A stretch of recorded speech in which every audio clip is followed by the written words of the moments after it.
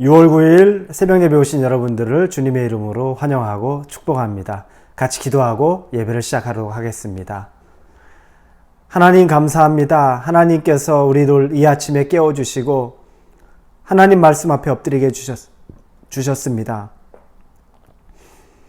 하나님 앞에 겸손케 해주시고 예배로 하나님을 먼저 만나게 하셨으니 우리에게 당신의 음성을 들려주시고 당신을 찾는 자들에게는 지혜를 주시고 분별력을 주시고 어떻게 우리가 이 세상을 살아가야 될지 하나님의 인도하심을 반드시 보여줄 것이라고 믿습니다. 그 믿음으로 하나님 앞에 지혜를 구하고 삶의 방향을 하나님 앞에 올려드립니다. 우리와 함께 해주시고 이 예배 동안에 우리의 마음이 하나님에게 전적으로 향하고 또 우리 하나님을 기뻐하고 하나님을 경배하고 하나님을 찬양하는 시간 되게 하여 주시고 내 존재를 넘어서 하나님이 얼마나 나에게 있어서 귀한 분이신지 감사한 분이신지 소중한 분이신지 다시 예배를 통해서 확인되고 그 하나님 만나는 시간 되게 하여 주옵소서. 예수님의 이름으로 기도합니다. 아멘. 오늘은 여호수아입니다. 여호수아 9장 3절부터 16절 말씀입니다. 여호수아 9장 3절에서 16절입니다. 여호수아 9장 3절에서 16절입니다. 찾으셨으면 제가 여러분들을 위해서 봉독해 드리도록 하겠습니다.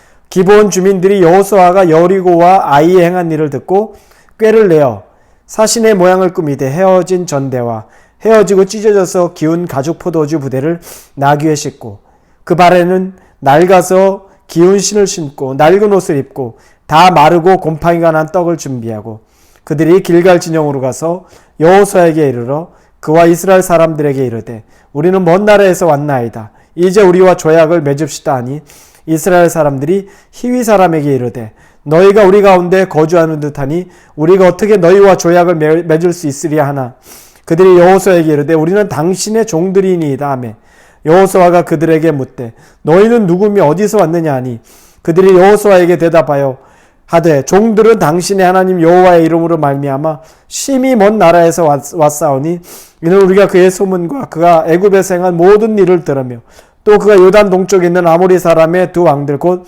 헤스본 왕 시온과 아스타롯에 있는 바산 왕 옥에게 행하신 모든 일을 들었음이니이다. 그러면 우리 장로들과 우리나라의 모든 주민이 우리에게 말하여 이르되 너희는 여행할 양식을 손에 가지고 가서 그들을 만나서 그들에게 이르기를 우리는 당신의 종들이니 이제 우리와 조약을 맺읍시다 하라 하였나이다.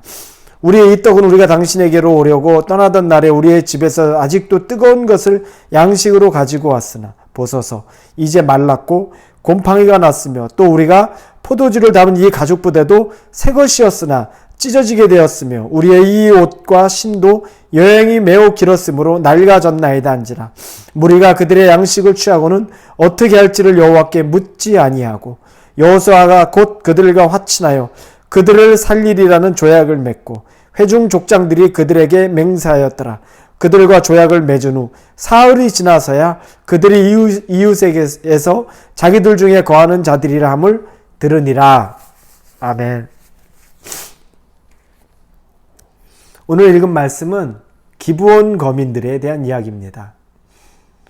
이제 이스라엘은 여호수아를 필두로 해서 승승장구했습니다. 하나님이 그들 가운데 함께 하셨죠. 그러나 위기가 있었죠. 아이성에서 아간이 죄를 지으면서 그곳에서 참패를 맛봅니다. 그러나 그 회개의 문제가 해결이 되고 그리고 하나님 앞에 뜻을 돌이키자 다시 아이성을 되찾았습니다. 계속 누누이 하나님이 말씀하시는 것은 하나님에게 서 있으면 하나님 앞에 순결하고 정결하고 하나님 앞에 순종으로 가득하다면 하나님이 지켜주시는 겁니다. 그러나 반대로 하나님을 떠나는 순간에 그들은 아무 힘이 없는 것이라는 것을 몸소 느낄 수밖에 없다는 거죠. 오늘 기브온 족속들은 이미 소문을 다 들어서 두려움 가운데 있습니다. 근데 그들이 꾀를 낸 거죠. 이스라엘을 속이자. 그래서 그들이 우리를 멸하지 못하게 하자. 먼 거리에 사는 족속이 아닌데도 먼 거리에 있는 것처럼 오래 여행한 것처럼 그들이 작전을 짜고 옵니다. 음식도 곰팡이 쓸게 만들고 포도주도 낡은 가죽 부대가 되게 만들고 신도 헤어지고 옷도 헤어지게 만듭니다. 멀리서 여행 온 티를 내는 거죠. 여호수아를 찾습니다. 그리고 화친 조약을 맺자고 이야기합니다.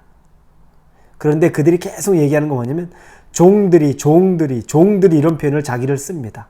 그리고 당신들은 하나님이 함께 하셔서 애굽에서부터 홍해를 가르고 여리고 이런 얘기들을 합니다. 어느새 여호수아와 족장들은 굉장히 기분이 좋습니다. 그리고 자기에게 굴복하는 스스로 엎드리는 족속을 만나자 무장해제가 되어버리죠.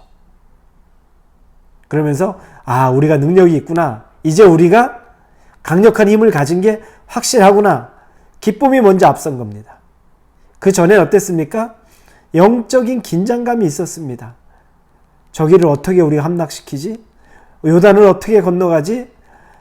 문제가 있고 앞부분에 본인들이 해결할 수 없다고 생각하는 것에는 간절함도 있고 그러다 보니까 이 긴장감이 많아서 하나님 어떻게 하실지 하나님에게 묻고 하나님의 음성을 듣고 거기에 따라서 하나하나 행동했습니다. 그런데 어느덧 전쟁에서 이기고 자기들에게 나는 당신들의 종입니다. 우리는 종입니다. 우리를 보살펴 주십시오. 우리를 죽지 않게 해주십시오. 이런 일들을 만난 적이 없는데 이런 일을 만나고 나니까 기분이 좋아지는 겁니다. 영적인 긴장감이 풀렸습니다. 단 하나 하나님에게만 물어봤으면 되는데 하나님이 말씀하셨죠. 14절에 무리가 그들의 양식을 취하고는 어떻게 할지를 여호와께 묻지 아니하고 하나님에게 묻지 아니하고 그들은 화친 조약을 맺습니다. 화친 조약을 맺는다는 건 어떤 의미겠습니까? 그들을 무력으로 땅을 빼앗지 않고 그들의 목숨을 취하지 않겠다는 겁니다. 그럼 그 전에 하나님이 약속하셨던 것이 무엇이죠? 너희들이 밟는 곳은 다 너희 땅이 될 것이다 라고 약속하셨는데 거기는 밟아도 이스라엘 백성의 땅이 되지 못한다는 겁니다. 그 땅, 그 거민들은 그곳 땅은 취하지 못한다는 겁니다. 엄청난 손해죠. 그런데 이 화친 조약을 그냥 맺고 맙니다. 하나님에게 물었으면 되는데 묻지 않았기 때문에 그렇게 됐습니다. 그래서 결국에는 나중에 종으로 삼죠. 그래서 나무를 패고 물을 기르는 일을 시키는 종으로 삼지만 그들의 땅까지 취할 수 없었던 겁니다. 그 백성들의 씨를 말리지 못했던 겁니다. 우리는 이 모습을 보면서 하나님이 영적인 긴장이 떨어져서 영적인 긴장감이 없어서 우리의 뜻대로 어느 순간 우쭐해져서 내가 힘이 있었다, 내가 힘이 있구나, 이제 나에게도 엎드리는 사람이 있구나라는 그 기쁜 마음에 하나님의 의견 듣지 않고 선택했던 그 결과가 어떤지를 보게 됩니다. 그리고 또 그 과정 속에서 책임져야 될 사람들이 바로 이스라엘 백성 그 자체라는 겁니다. 여러분, 결국에 나를 속이고 나에게 나를 죽이러 오기도 하고 나를 공격하기로 오기도 하지만 그걸 구별해야 되는 사람은 누구냐면 내 자신이 해야 되는 겁니다. 여러분 꼭 기억하시기 바랍니다. 우리에게 시험이 오지만 이 시험을 이길 힘은 하나님이 우리에게 주셔야 되는데 최소한 영적인 긴장감을 갖고 이 시험이나 어려움이 어디에서 온 것인지 또 어떻게 해야 될지 그걸 구별해내는 노력은 우리에게 있어야 된다는 겁니다. 여호수아나 지도자들에게 그들이 이제 나중에 후회를 하죠. 3일 지나고 나니까, 사흘이 지나고 나니까 먼 곳에 있는 사람들이 아니라 아주 가까운 곳에 거하고 있는 족속이라는 거. 땅을 치고 후회를 합니다. 늦었습니다. 책임이 그들에게 있습니다. 구별해내야 되는 책임이 그들에게 있었던 겁니다. 구별해내는 책임이 뭡니까? 대단히 큰 거라고 생각합니까? 아닙니다. 하나님에게 묻는 거죠. 하나님, 어떻게 해야 됩니까?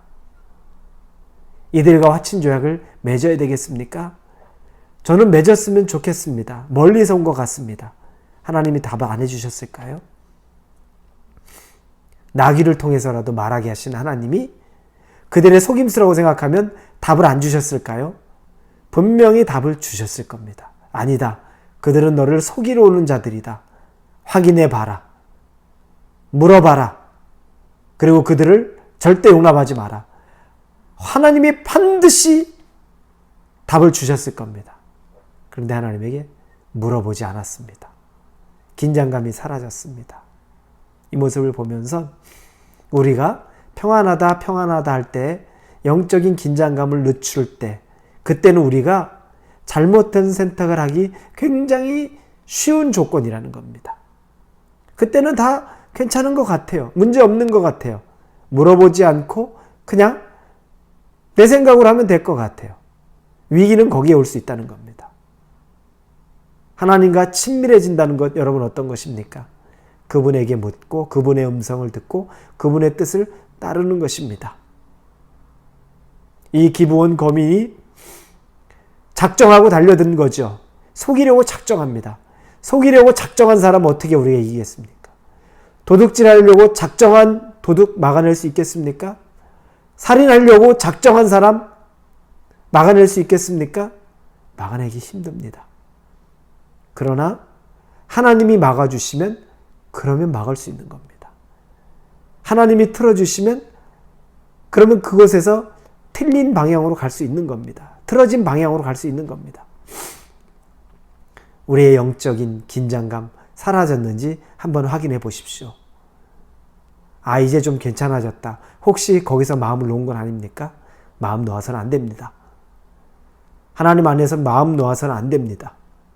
그리고 그 길의 주관자 인도자는 하나님이라는 것. 마귀는 우는 사자와 같이 우리의 약점을 찾아서 달려듭니다.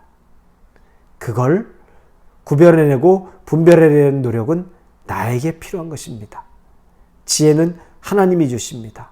구별은 하나님이 시켜주지만 내가 아무것도 구별하려는 노력 없이 내 눈에 좋은 대로 선택하면 그 책임은 나한테 오는 겁니다. 그래서 기브온 거민들의 땅을 취하지 못하고 그들을 종으로 삼았다고 하지만 필요 없는 종입니다. 그 땅 차라리 쫓아내고 가졌으면 훨씬 유익한 땅입니다. 그런데 땅을 치고 후회할 일을 만들었다는 거죠. 오늘을 사시는 우리 성도 여러분, 하나님에게 물어보십시오. 마음 우쭐해서 괜찮겠지가 아니라 하나님에게 확인받으십시오. 하나님과 대화하십시오. 그분을 여러분의 삶에 초청하십시오. 순간순간 주님 기뻐하십니까? 이렇게 하는 것이 좋겠습니까? 율법적이라고 생각하지 마시고 인격적으로 대하십시오. 하나님은 인격이십니다. 살아계신 분입니다. 그분에게 묻는 것이 그게요 무슨 율법입니까? 우리에게 이성이 있고 나에겐 자기의 판단 능력이 있습니다.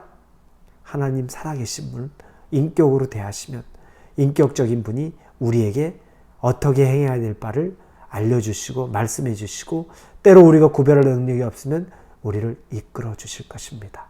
그 하나님과 동행하는 저와 여러분이 되기를 주님의 이름으로 축원합니다. 기도합니다. 하나님은 인격이십니다. 하나님은 지금도 살아계십니다. 우리 옆에서 우리가 하나님에게 먼저 묻고 하나님의 뜻을 구하고 그 지혜에 따라 행동하기를 원하시는 하나님을 우리가 생각합니다. 하나님만 신뢰하고 영적인 긴장이 무너지지 않게 하여 주옵소서. 평안하다 평안하다 하는 사이에 마음이 평안해져서 하나님 없이도 평안하다고 착각하지 않게 해주시고 내가 당신의 종입니다. 내가 당신의 종입니다 하는 그 목소리에 어느덧 긴장이 다 풀려서 내가 정말 종을 두고 살만한 사람이구나 라고 착각하며 살지 않게 해 주옵소서. 하나님 없이는 우린 아무것도 아닙니다. 하나님에게 묻고 또 묻고 그분의 임재가 있을 때만 움직이는 그런 기둥이요 불기둥이신 하나님과 동행할 수 있게 하여 주옵소서. 예수님의 이름으로 기도합니다. 아멘.